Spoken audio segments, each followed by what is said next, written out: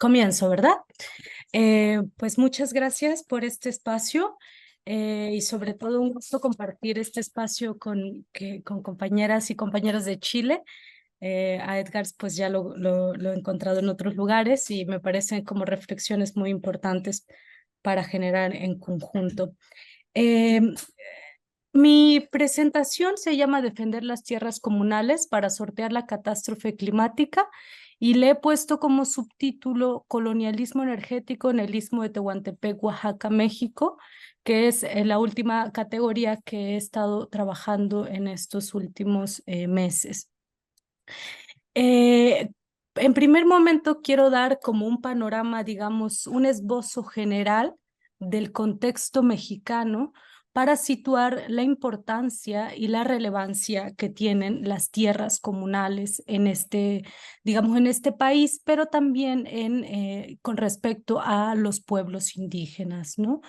Eh, por ello, es necesario partir del hecho de que en México el 50,8% del territorio nacional es propiedad social, ¿no? Está distribuido entre 29.709 ejidos y 2.393 comunidades agrarias que ocupan aproximadamente 100 millones de hectáreas.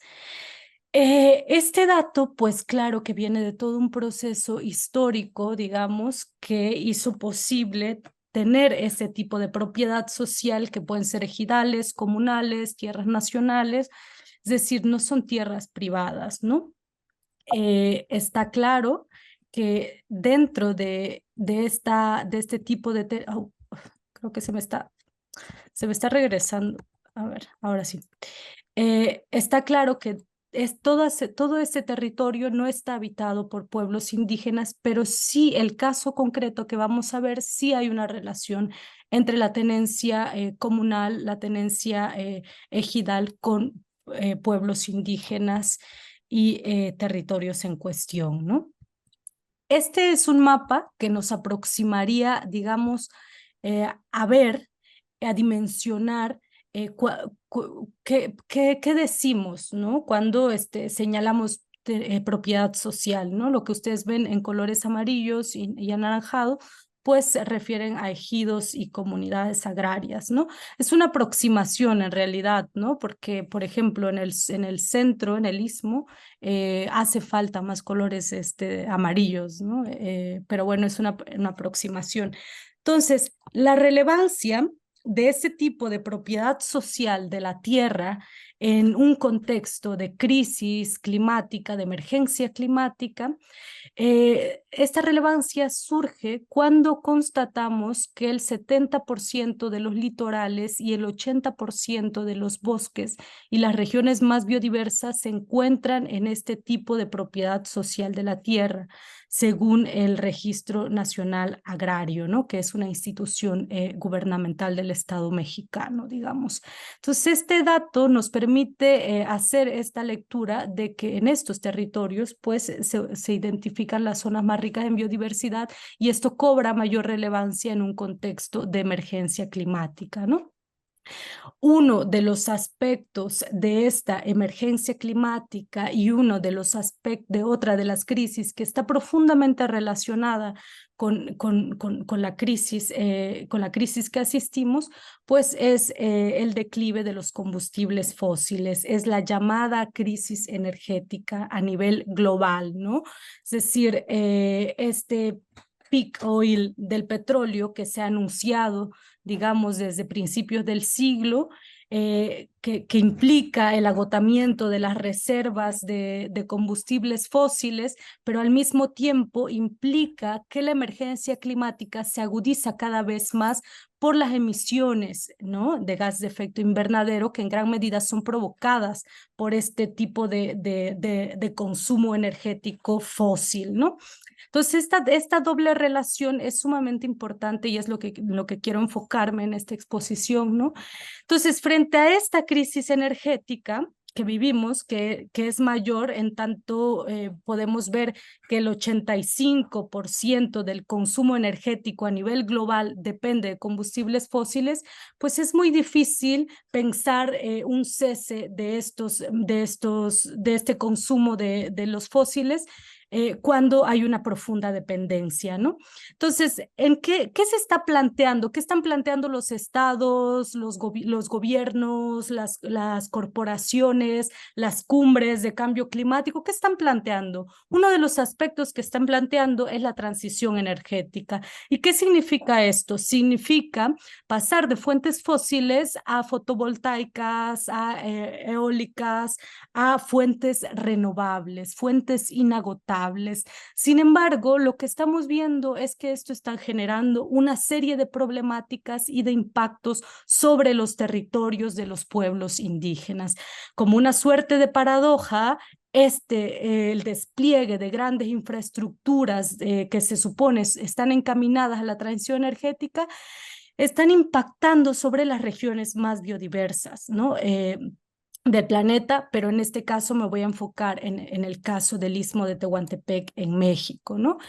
En el Istmo de Tehuantepec, ubicado en el estado de Oaxaca, en el sureste mexicano, o más bien en la porción más estrecha de México, esta porción que vincula el Golfo de México con el Océano Pacífico, la que ustedes ven en el mapa, en esta región, en la planicie sur, se está desplegando el corredor de parques eólicos más grande de América Latina, que se supone va a mitigar la emergencia climática y va a contribuir para reducir las emisiones de gases de efecto invernadero y va a encaminar a toda una sociedad a una transición a fuentes renovables, ¿no? En esta región de México, está constituida principalmente por población indígena, ¿no? Se organiza a través de municipios y a través de comunidades agrarias. Este es un pequeño mapa que nos puede ser, digamos, nos puede mostrar una aproximación de la diversidad de pueblos indígenas que ahí habitan, ¿no? Yo me voy a enfocar concretamente, me estoy enfocando concretamente en los territorios habitados por los pueblos Vinizá o zapotecos, por los pueblos Icots, conocidos como Huaves también, y los pueblos Zoques en la zona de los Chimalapas, que es el pueblo al cual yo pertenezco, ¿no? Esta región, pues como decía, el 50% es población indígena. Yo me voy a enfocar solamente en el sur. En la planicie sur es donde se está desplegando este corredor de parques eólicos más grande de América Latina, ¿no? Este despliegue de infraestructura eólica está implicando 29 parques que significan 1.564 turbinas sobre 31.000 hectáreas de bienes comunales, ¿no? Es decir, sobre propiedad social, es decir, sobre zonas ricas en biodiversidad, ¿no? Este es un mapa, digamos, un poco en zoom, ¿no? Que nos muestra como los polígonos donde han sido instalados ya los parques eólicos se proyectan a aproximadamente 5.000 turbinas de viento, según un informe de Ecologistas en Acción, ¿no? Y los principales inversores en este territorio pues son empresas españolas, Iberdrola, Acciona, Gas Natural Fenosa, ¿no? Y son empresas que también están apostando por los combustibles fósiles. Sin embargo, al mismo tiempo que apuestan por los combustibles fósiles en esta región del mundo, están promoviendo una supuesta transición energética que les posibilita bonos de carbono, que les posibilita también tener una imagen o compensar los daños ambientales que están generando en otras partes del mundo. Por ejemplo, un caso muy ilustrativo para mostrar esta contradicción, digamos, ¿no? O este colonialismo verde, que es como le denominamos, lo categorizamos, es el caso de la empresa Grupo México, que tiene su propio parque eólico en el Istmo de Tehuantepec, y el que tenga este parque eólico le ha permitido compensar los daños las contaminaciones que ha generado en el río Bacanuchi en Sonora, ¿no? Uno de los mayores desastres ambientales, digamos. De tal forma que esta alarma por la emergencia climática, por la crisis energética, pues está abriendo estos nuevos mercados, digamos, o estos renovados mercados verdes, ¿no? Eh, para gestionar la crisis, pero sobre todo para desplegarlo sobre territorios que son territorios indígenas y que son territorios que históricamente han atravesado procesos de colonización y que sobre esas mismas dinámicas coloniales que han persistido a lo largo de 5 siglos, son sobre esas mismas dinámicas que se están erigiendo estas empresas eólicas, ¿no? Al mismo tiempo, digamos, que se despliega este corredor de parques eólicos con el argumento de mitigar la emergencia climática, se están otorgando concesiones de minería para la extracción de oro, de cobre. El cobre es un mineral estratégico para la transición energética, ¿no? Es decir, para la construcción de todas estas infraestructuras, ¿no? Y entonces vemos esta contradicción o esta paradoja, ¿no? Entre la dependencia de la infraestructura renovable con la minería, pero al mismo tiempo la minería se ubica en esos puntos considerando que en algunos casos pueden tomar energía generada por los eólicos, ¿no? De tal forma que este mapa que ustedes pueden ver también se encuentra en la región de los Chimalapas, se encuentran concesiones mineras de minería a cielo abierto, donde ha habido una fuerte oposición, ¿no? Es principalmente empresa canadiense Minaurum Gold, y bueno, existe una relación muy, muy cercana con los parques eólicos de la planicie sur, ¿no?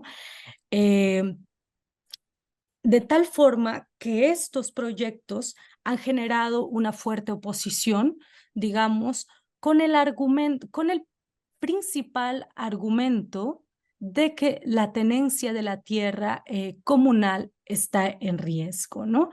Y esto es sumamente importante porque pese a que muchos de las disputas, de los litigios, digamos, que se tienen en las procuradurías agrarias y muchas de las demandas y las declaraciones que están haciendo cotidianamente los pueblos zoques, zapotecos y cots, parecieran reducidas al ámbito agrario y a la defensa de una porción de tierra o un carácter comunal de tierra. Sin embargo, cuando revisamos la importancia que tienen las tierras comunales en términos ambientales, términos de que habita la riqueza, la gran parte de la riqueza biodiversa del país, pues vemos que son realmente críticas mucho más profundas a las dinámicas del colonialismo energético, ¿no?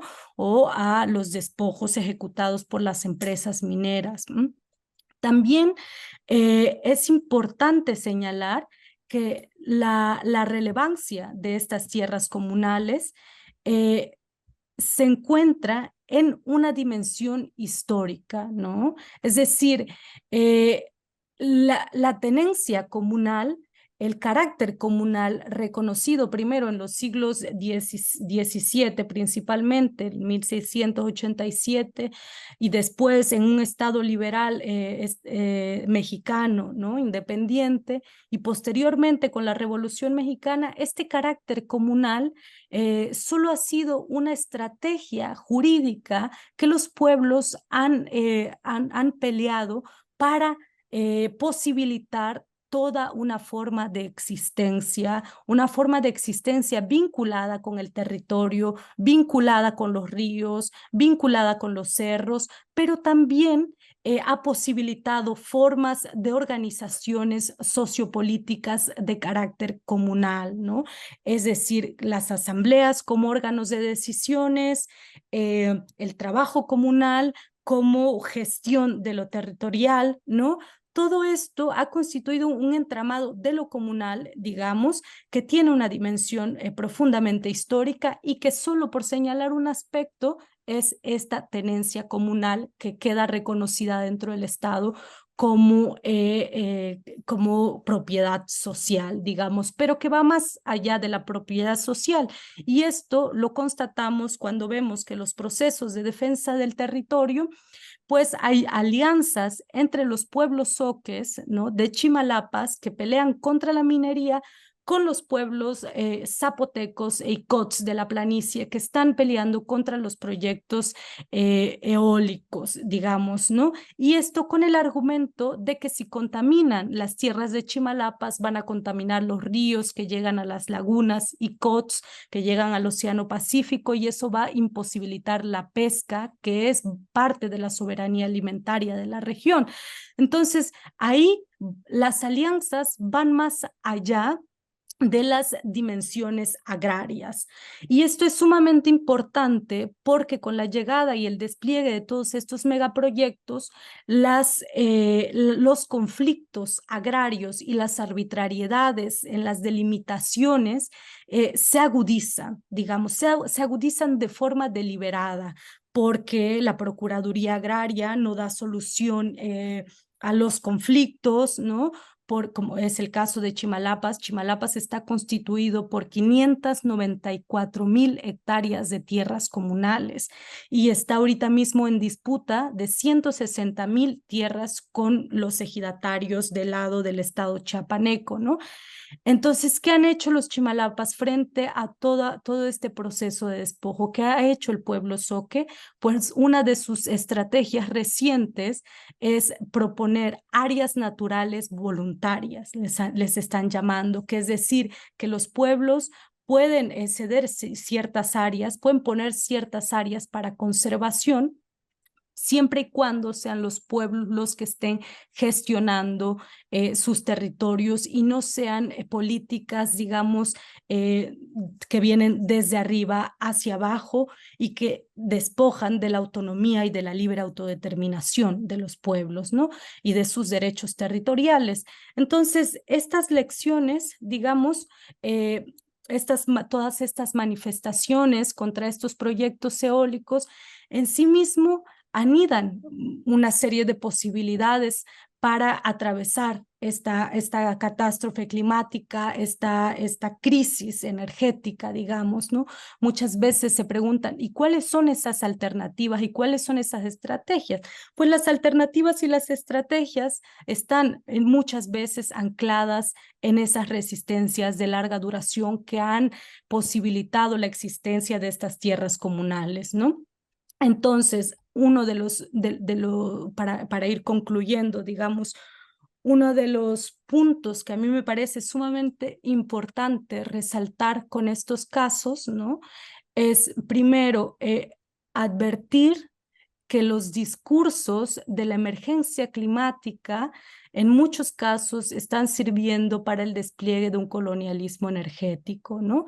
Porque ante el imperativo de mitigar la emergencia climática, pues como en el caso del Istmo, están desplegando megaproyectos eólicos, pero en otros territorios están declarando zonas de conservación desde dinámicas sumamente coloniales, digamos, ¿no?